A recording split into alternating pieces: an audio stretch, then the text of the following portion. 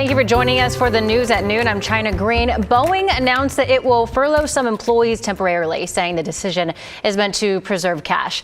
This comes as machinists are asking for a 40% wage increase and the reinstatement of pensions, which Boeing cut in 2014. Last Friday, 30,000 workers walked off the job, including more than 1,300 in Gresham. Now, Union President Brian Bryant is in Gresham supporting workers. He says it's time for Boeing to reward its workers. It is time for this company to listen to its workers, to the members of the IAM, because what it's going to take for us to get back into that plant, building the best planes for the United States of America, the military, and the flying public, it's going to take a fair wage. Boeing previously said that they remain committed to resettling the relationship with the workers and reaching a deal. Our Celine Stevens will bring us continued coverage of the strike coming up in KGW News at 4. A Clark County man is behind bars after admitting that he stabbed and killed his sister. The sheriff's office says a man went to the home of 36-year-old Diane Robinson after not hearing from her for several days. Once he arrived, Dwayne Robinson told the man that he stabbed and killed his sister Diane. The siblings lived together. Robinson was arrested and charged with first-degree murder. Neighbors say the incident is disturbing. I'm glad that my kids aren't walking down to the local school anymore. And I certainly tend to be a little bit more nervous and watchful if I go out at night. While Robinson admitted to killing his sister, the Clark County Sheriff's Office has not yet identified the woman who was killed. A Southeast Portland man has been arrested after police say he kidnapped a developmentally delayed woman near a group home for vulnerable adults. This was Monday morning in the Powellhurst-Gilbert neighborhood. Surveillance video shows a woman walking down the street as the suspect's vehicle drives by. We blurred her face to protect her identity. Authorities say that they used the victim's phone to find her about 20 minutes later and say it appears that she had been sexually assaulted. Witnesses helped the authorities track down the suspect, 68-year-old Robert Bryant. Bryant has been charged with kidnapping, sex abuse, and attempted assault. Salem police have arrested a woman they believe stole mail from hundreds of people. It's the latest in an ongoing investigation into mail theft in Oregon's capital city. So when police searched suspect Ashley Wood's home in West Salem, they say they found 5-gallon garbage bags of stolen mail, multiple fake IDs, and supplies for making counterfeit checks. Woods admitted to also having counterfeit master keys from mail. A Multnomah County commissioner is floating a potential ordinance that would restrict homeless camping in some spots. Julia Brim Edwards wants to be consistent with restrictions already in place in cities like Portland and Gresham. The commissioner stressed punishing people for camping. It should be a last resort. The plan could be presented to the full commission as soon as next month. A Multnomah County jury has awarded a Portland cyclist more than $1.5 million following a crash with a TriMet driver.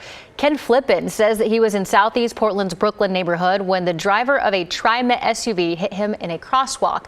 Flippin sued TriMet for negligence, claiming the driver who ran him over failed to stop for him, pay attention to his surroundings, or maintain control over his vehicle. Ran me over, and I screamed, "Stop, you're going to kill me."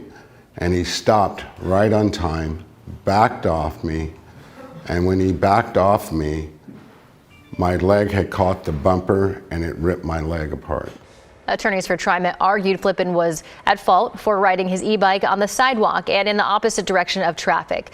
Ultimately, a jury sided with Flippin and awarded him $1.5 million after video from his GoPro showed that at the time of the accident, he was crossing an intersection where drivers are required to yield. There's a new controversy surrounding Portland City Commissioner and candidate for Mayor Carmen Rubio. So last week, the Oregonian reported on her 150 parking and traffic violations and having her license suspended 6 times. And now it appears that the commissioner has new traffic troubles. The Oregonian is reporting Rubio scraped the bumper of a Tesla while parking her SUV last Friday. She was recorded on video checking for damage, then walking away. The owner of the Tesla turned up a short time later, spotted a scrape to the bumper and wheel rim, and says that she left a note on Rubio's dash.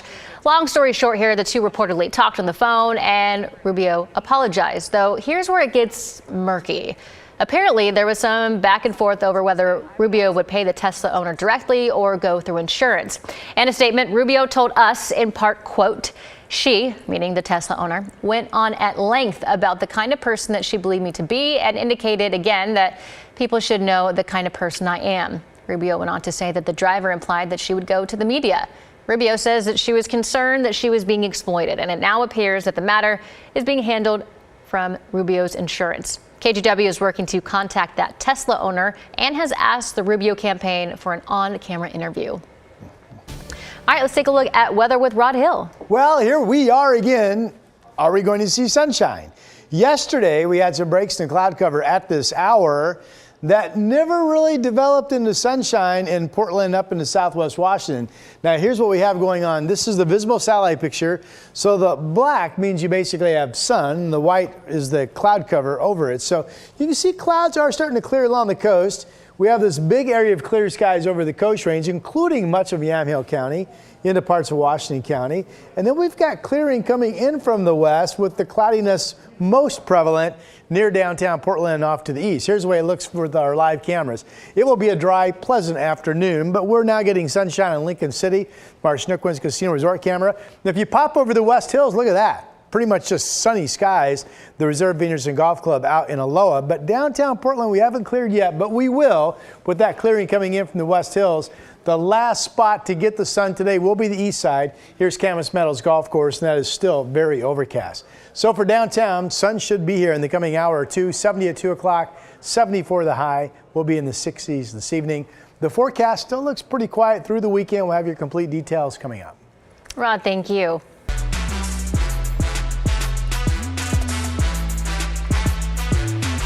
The WNBA is officially returning to the Rose City. Yesterday, community leaders, decision makers, and politicians filled the Moda Center to announce the return of the league, celebrating a historic day in Portland sports. And while we don't know the team's name just yet, we do know the owners. The Bethal family and Roush Sports, which owns the Portland Thorns, reportedly paid $125 million to bring the WNBA franchise to Portland. But this is not the first time that Portland has had a WNBA team. Evan Watson is taking us back to the time of the Portland Fire. Portland had a WNBA team, the Portland Fire, which played at the Rose Garden from 2000 to 2002. The Fire averaged more than 8,000 fans at its home games, which was higher than the league average. Jackie Stiles won the Rookie of the Year award in 2001. But in the Fire's 3 seasons in the league, the team failed to post a winning record, finishing best at 16-16 in 2002. The team was owned by Paul Allen, but the Fire fizzled out after just 3 seasons in the league, for financial reasons and a lack of new ownership investment. Here's what former Portland Fire player Jenny Moe told us about that moment. It was a shock, I think, to all of us. We were just like, wait, what? But we have a good fan base. Like, people are coming to our games, and why would you do that? But yeah, it was really weird to come back to nothing. The new Portland WNBA team will be the league's 15th team, playing in a city that's known to support women's sports. Evan Watson, KGW News. And there was also a block party outside Moda, organized in part by the team at the Sports Bra, and everyone there was definitely feeling the excitement.